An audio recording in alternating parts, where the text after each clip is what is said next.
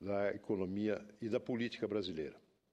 Eu, longe de mim, subestimar o desempenho da agricultura brasileira. Pelo contrário, é a agricultura brasileira quem está segurando ainda a economia brasileira, que está impedindo que nós mergulhemos numa profundíssima recessão mais grave do que a paralisia que estamos vivendo hoje, a retração e a depressão que estamos vivendo hoje.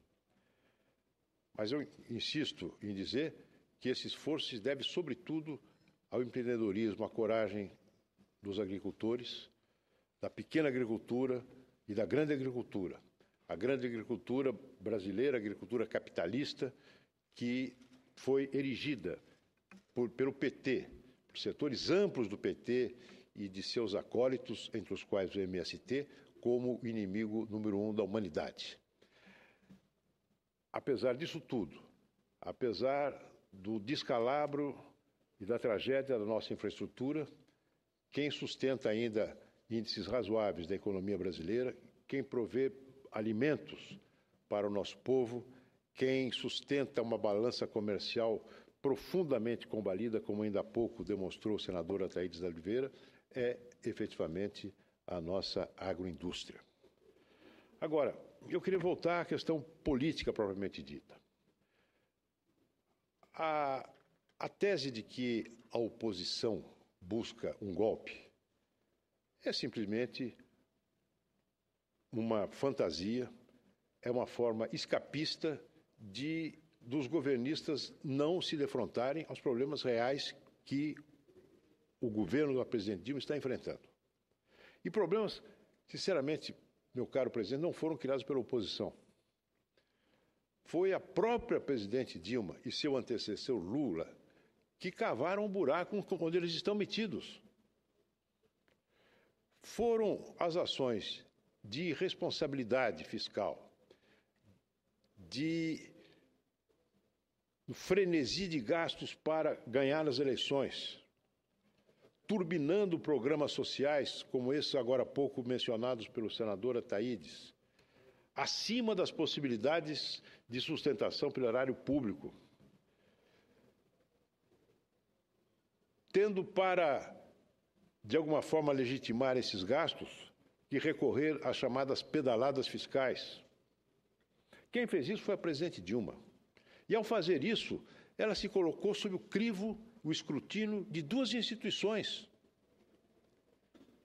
o Tribunal de Contas da União e o Tribunal Superior Eleitoral. São instituições da República. Nós fomos bater, sim, às portas do Tribunal Superior Eleitoral, não para pedir recontagem. Nós fomos ao Tribunal Superior Eleitoral, em primeiro lugar, para pedir uma auditoria no sistema de voto eletrônico, que foi muito questionado por inúmeros brasileiros e que continua sendo questionado até hoje, apesar de eu, Aloysio Nunes Ferreira, considerar que é um sistema seguro e correto. Mas fomos, sobretudo, ao Tribunal de Contas, ao Tribunal Superior Eleitoral, para, mediante uma ação de impugnação de mandato eletivo, que é uma ação prevista no nosso Código Eleitoral, acusar, questionar, melhor dizendo, a eleição da presidente Dilma por ter ela incorrido em abuso de poder econômico, em abuso de poder político. É uma ação, infelizmente, corriqueira no tribunal e nos tribunais eleitorais. Quantos prefeitos, meus caros colegas senadores, já não foram cassados por coisas muito menores do que essas relatadas agora há pouco? Quantos prefeitos não foram cassados por infrações administrativas de menor monta do que essas, que as nossas petições do PSDB apontaram e sobre as quais nós pedimos o exame do Tribunal Superior Eleitoral, um exame que está em curso, segundo as regras jurídicas que todos conhecem, que todos devemos respeitar. De modo que não há golpe coisa alguma. O que há efetivamente é o andamento de ações judiciais, é o andamento de um exame do Tribunal de Contas e, sobretudo, tendo como pano de fundo não a queda de popularidade, é grave a queda de popularidade, mas aquilo que está por trás da queda de popularidade, que é mentira, que é a falsidade, que é o estelionato eleitoral. praticado pela presidente Dilma, a candidata a presidente Dilma, de uma das campanhas mais agressivas e mais mentirosas que esse país já teve notícia. O resultado desta queda de popularidade é o desfazimento da base política da presidente. Essas especulações sobre em que redundarão as iniciativas do Tribunal de Contas da União ou a ação do PSDB na Justiça Eleitoral, essas especulações não são do PSDB apenas, mas de cada um de nós. Não há um senador, não há um político, não há um jornalista, não há um cronista político que hoje em dia não especule sobre os resultados eventuais, o desfecho eventual desses processos. Vejam os jornais do fim de semana. Todos eles, os grandes colunistas políticos desse país, discutem essa eventualidade, porque é uma eventualidade que está posta. Os processos estão em curso e os indícios que levariam a um desfecho desfavorável à presidente são muito fortes. Eu não quero dizer que ela está condenada por antecipação, não.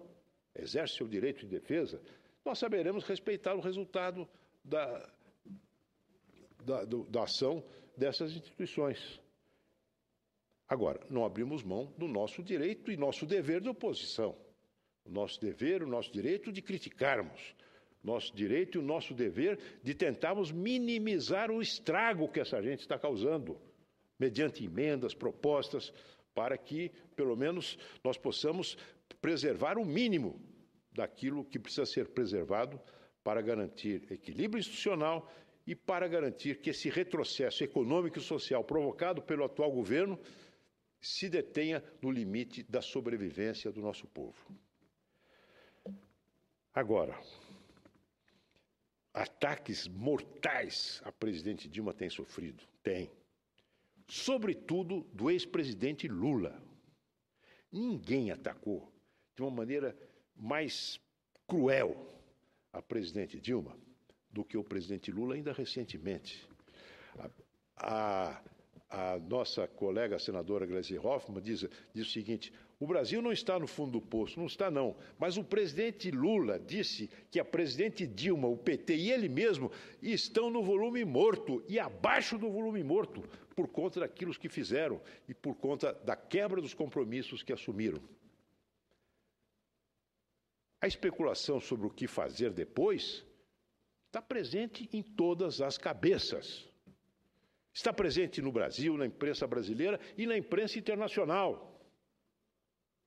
Evidentemente, eu não desejo um fim traumático desse processo. Eu já vivi na minha pele o resultado de rupturas institucionais. Isso não acontecerá no Brasil. Qualquer que seja o resultado desses processos, ele será respeitado e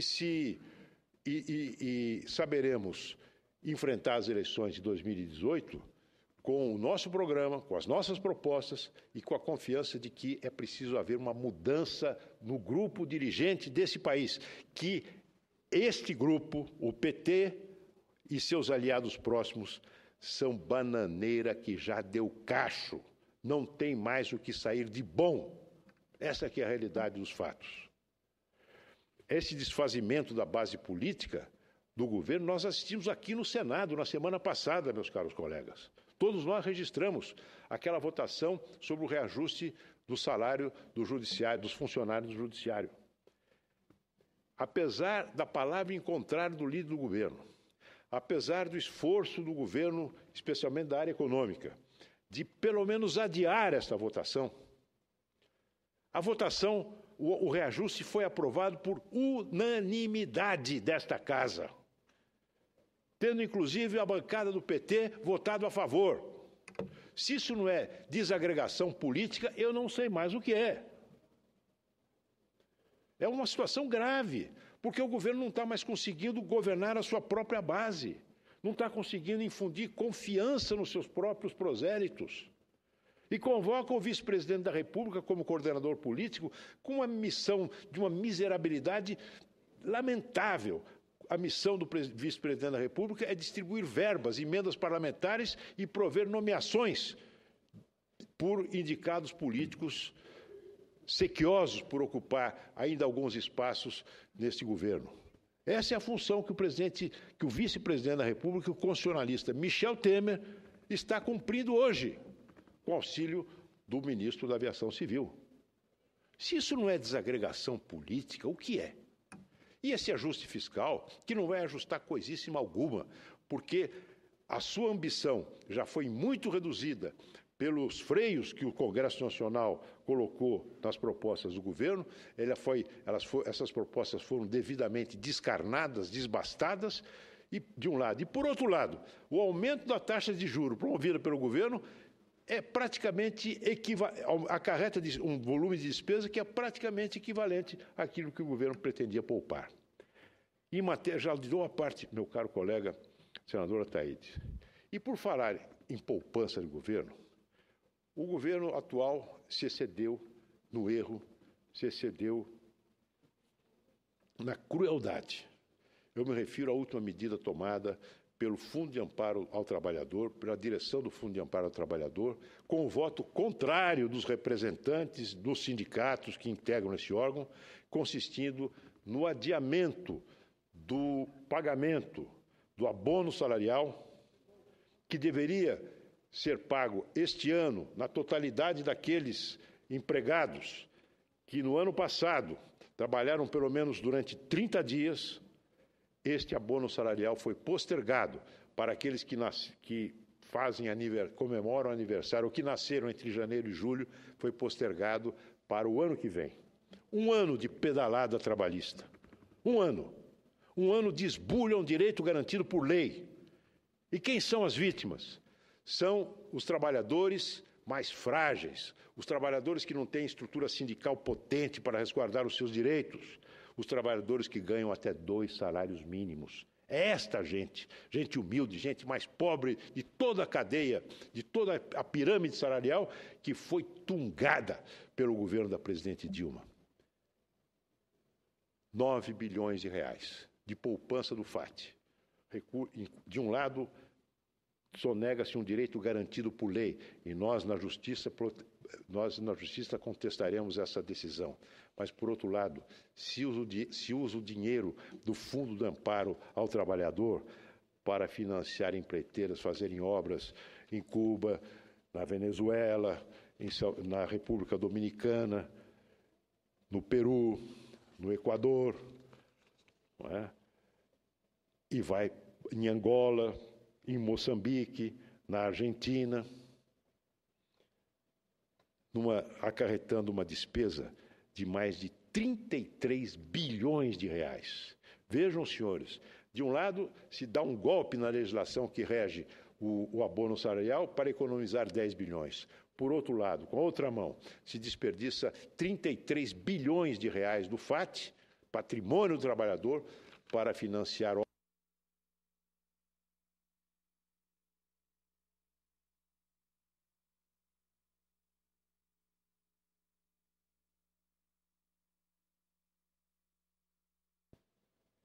em obras que em nada beneficiarão os titulares desses recursos, que são os assalariados do Brasil.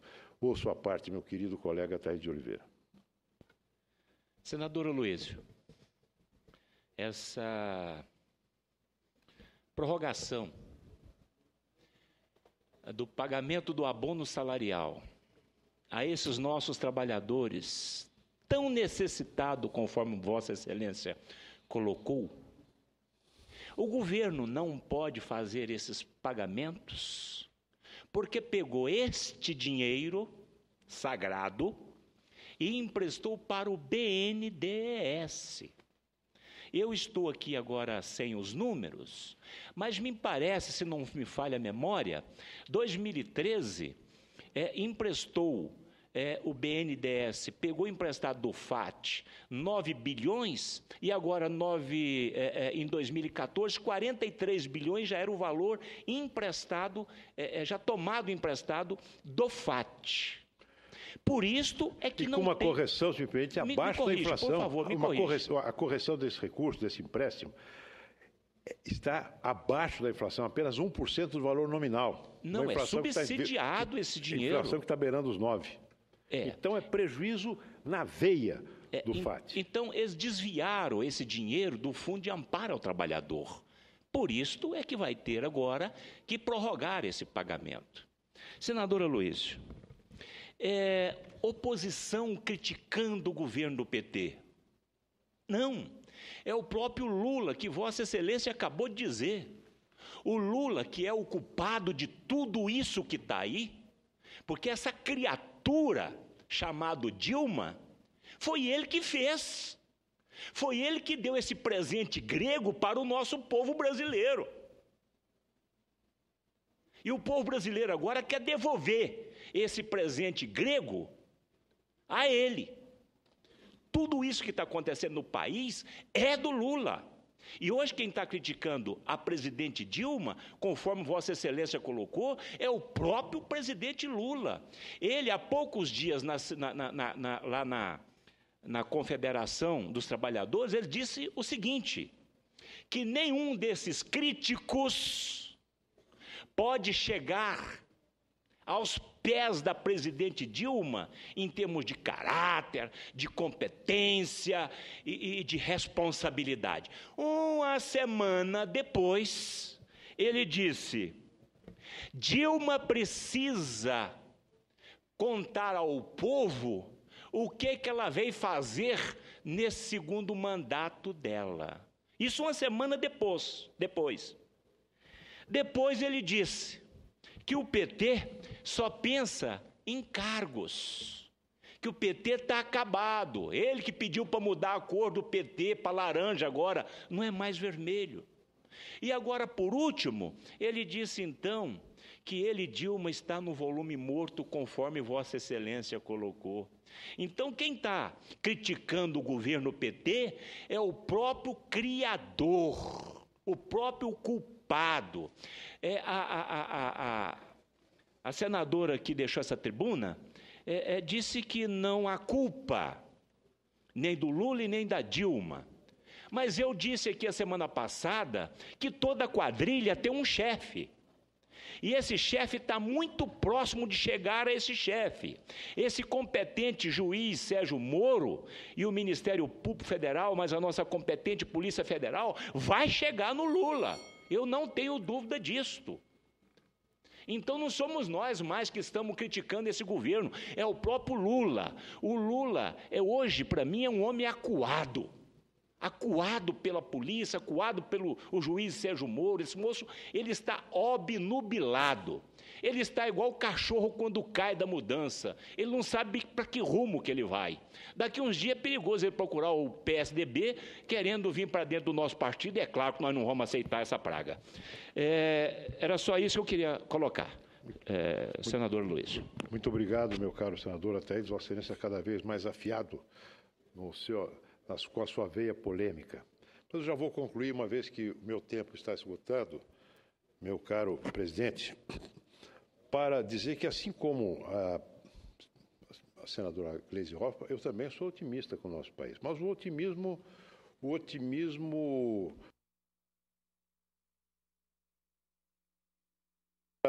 embora a razão me dê razões de sobra para ser pessimista no curto prazo. Eu não desejo o fim do governo da presidente Dilma.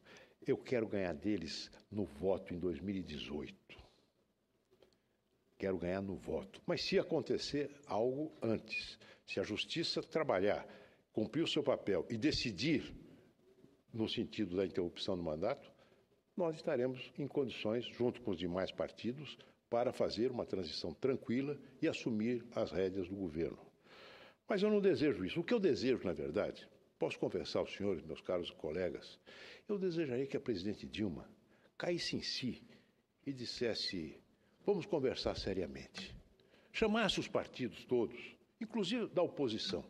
Como é que nós vamos fazer para nos juntarmos e tirar esse país da crise? Que propostas vocês têm de soluções positivas? Vamos conversar com o coração na mão, reconhecendo ela os erros que cometeu, para que nós pudéssemos fazer um esforço conjunto de oferecer, no curto prazo, onde as perspectivas são tão sinistras, uma perspectiva melhor, mais risonha e mais sólida de caminho para o nosso povo. Muito obrigado.